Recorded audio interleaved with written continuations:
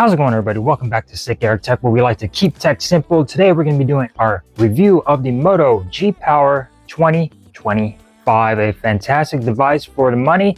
Can be found on T-Mobile for about $210. That's $8 a month if you want to go with the payment plan with this little guy.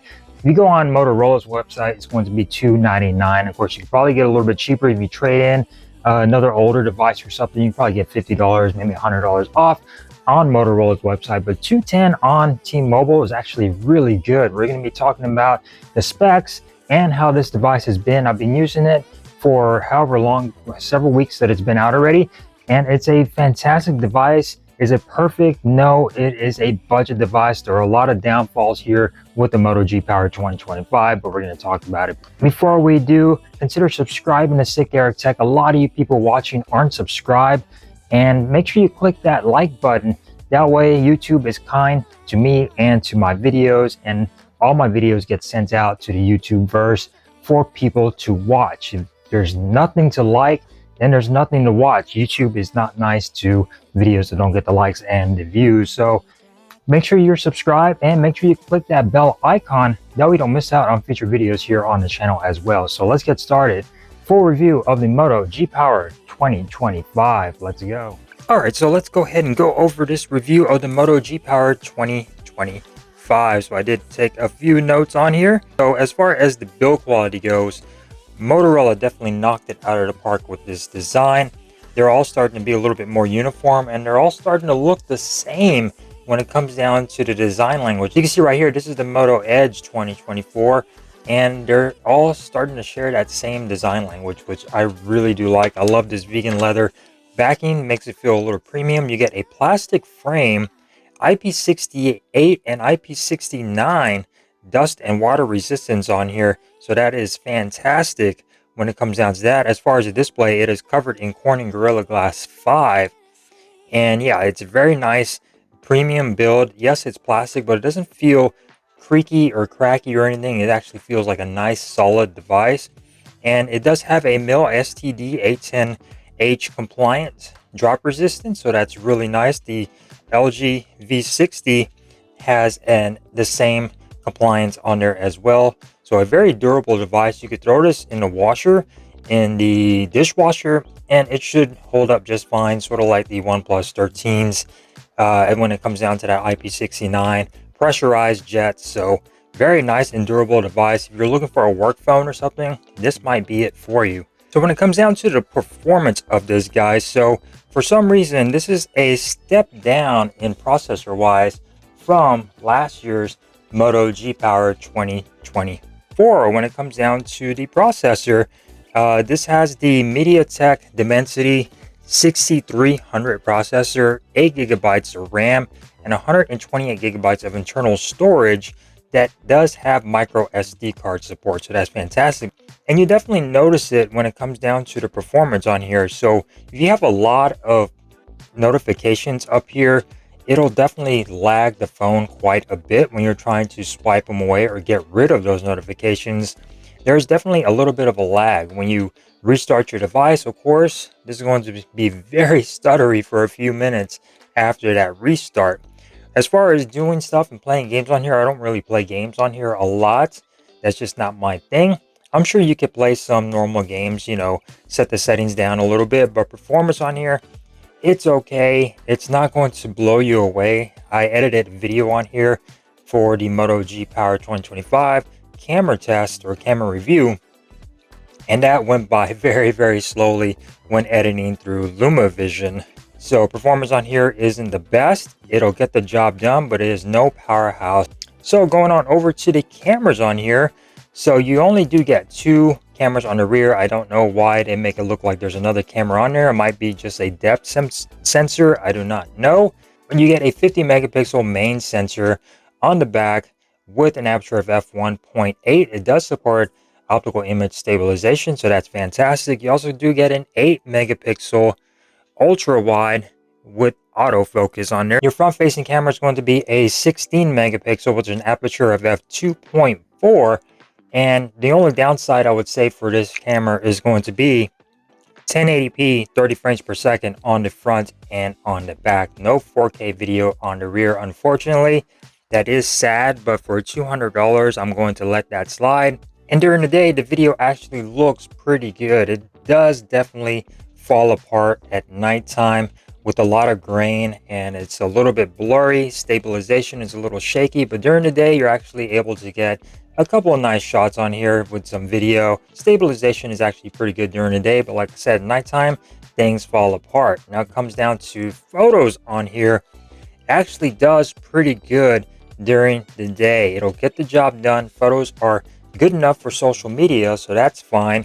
But at nighttime the photos are going to be a little bit on the grainy side, especially using that ultra wide camera. But during the day, if you have a lot of light, you should be okay with this. As far as moving objects go, you're trying to take a picture of your kids or your cats, you're definitely going to have a lot of blur on there, because while it does seem a little quick, it is very slow to take pictures. Look at that. I've clicked it like 3 times and it's very, very slow shutter button. So taking pictures of your kids while they're moving, and animals or cats or dogs or anything like that, you're going to get a very blurry shot. But overall, for 200 bucks, cameras are okay. They'll get the job done for your average person. Now going on over to the battery life of this guy. So this does have a 5,000 milliamp hour battery. Now the Moto G Powers were known for having a bigger battery than other devices. Well, everybody's caught up now. Everybody has 5,000 milliamp hours. Some people even have 6,000 milliamp hour batteries, but Motorola is still at 5,000. So to keep up with the power name, they should have upped the milliamps to maybe 6,000. That way it is known for, you know, having a bigger battery on the power, but we're stuck at 5,000. But that is still a great thing, because this is an all-day device and then some. You could do maybe 2 days on this device depending on your usage. Of course, for me, I tried to kill this in 1 day. Could not do it. I went from 7 in the morning all the way to 10 at night, and I still had half of the battery left. Battery life, absolutely a huge champ for Motorola here. So going on over to the audio, you do get stereo speakers on here, and you also do get Dolby Atmos on here, so that's fantastic. You get spatial audio, smart music, movie, game, podcast, and custom. And you also do get a headphone jack on here as well. So the speaker quality is actually really good and actually blew me away on this device.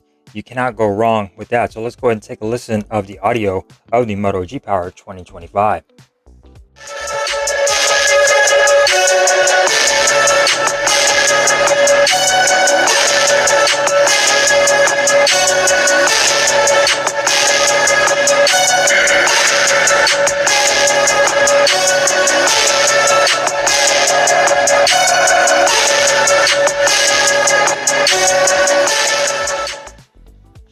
So what do you guys think of the audio quality? I actually think they sound really good, and they actually get really loud, and the details actually right there as well with the speakers. So going on over to the price. So like I said earlier, you could get this off of T-Mobile for $210. It is $299 on Motorola's websites, which is a little bit higher, and I recommend going on T-Mobile because you could get this on a payment plan. I paid $17 down and $8 a month for this thing, so that is fan-freaking-tastic. And once you're done paying that off, you are able to unlock this. So even if you want to just go buy it outright, you're saving about $100 purchasing this off of T-Mobile rather than Motorola. But the price, $210 off T-Mobile, is actually quite nice for what you're getting here. So going on over to software, you are running Android 15 out of the box, so that's fantastic. And Motorola has done really good with their software over here. This is the Hello UI software. You do get the nice swipe over here for all your toggles, and then swipe on the left for all your notifications. And of course, you could just swipe on over, and you get this whole nice redesigned quick panel on here. So that's fantastic. And you also get a lot of customization with Motorola when it comes down to customizing stuff on here. It comes down to customizing on here. So you can go into Moto app and you have personalization, which you could change your peak display. There is no always on display, sadly, but you do have a peak display. You could change your icon shape, your colors, your fonts, your themes. You got several different themes that you could choose from.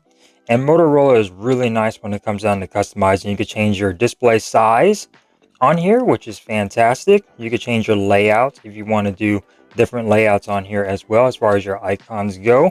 You go into your sounds, you get all your ringtones, so that's quite nice. You also can change your dark mode. Gestures on Motorola device is actually really nice as well. You get a lot of different gestures on here with the fancy karate chop for your flashlight, which is also well known, and your twist to open up your camera. You could also do your 3-finger screenshot on here. You can lift, awake, do not disturb. You get a lot of different options. You get your tips, motor secure, display, and play over here. So you get your media controls, and you can do a whole bunch of stuff like that. So Motorola kills it with the customization. So it's stock Android, but with a little bit more to give you nice customization to make it your own device. So going on over to one of the downfalls on here is going to be the display. So I do not like IPS displays. It's okay. It does not get bright enough outside. It's very reflective, so that doesn't help it either, but it's okay. This is a 6.8-inch IPS LCD display. It does support 120 Hertz, so that's fantastic. It has a resolution of 1080 by 2388 with 385 pixels per inch, covered in Corning Gorilla Glass 5. So it's a fine display. I do not like LCD displays. There is a little bit of a bleeding around the camera, especially if you have a white background on here. So keep that in mind. You got some sizable bezels on here. You got a chin at the bottom and a forehead. The side bezels aren't too bad. It is a flat display, so a lot of people might like that. Very easy to attach a screen protector on there, so that's fantastic. So yeah, it's okay. It's not the best. It doesn't get that bright. And I do not like LCD displays. I wish they would have added an OLED. That would have been really nice, but that probably would have bumped the price up a little bit, but I think they could have done it. As far as the fingerprint sensor, it does have a side-mounted fingerprint sensor, and it's actually quite fast on here as well. Very clicky buttons. I don't know if you can hear that. So very clicky buttons, and yeah, other than not having an always-on display, I think this display is actually okay. So going on over to the signal on here. So the signal could be better, okay? 5G, Wi-Fi seems to be a little weak for me, especially when using 5G at work. Other devices do okay. Some devices don't do okay. And this is one of those devices. The 5G is a little on and off. It'll switch to 4G a lot in my area. And using the Wi-Fi, it's not the fastest when it comes down to the speeds. It could be the Wi-Fi. I do not know, but even here at home, Wi-Fi isn't the best. It's good most of the time, but sometimes it tends to dip down when it comes into the speeds. And like I said, as far as 5G goes, I'm switching between 4G and 5G a lot. And this is a T-Mobile phone. This is their T-Mobile phone, so it should be good theoretically when it comes down to signal. But so you do get facial recognition on here, so that's fantastic. Bluetooth 5.3. Wi-Fi 6E on here, so that's great as well. USB Type-C 2.0. You get 30-watt wire charging, and get this, you get 15-watt wireless charging on here. Yes, this is a $200 device. Come on, Apple, you could even throw, you have to throw 7 watts wireless charging on your iPhone 16e. Come on. Motorola did it here, and this device is like half as much as the iPhone 16e. No charger in the box. Unfortunately, you're gonna have to get your own 30-watt charger. This did come in 2 different colors, slate gray, which is this one right here, and it also came in a leaf green. And yeah, overall, the Motorola G Power 2025 is a fantastic phone for $200. You can't go wrong. Is it the best? No, this is a budget device. G Power 2025. Hopefully you guys enjoyed this review. If you did, give it a thumbs up. If you didn't, give it a thumbs down, and I will see you next time here on the channel. Peace.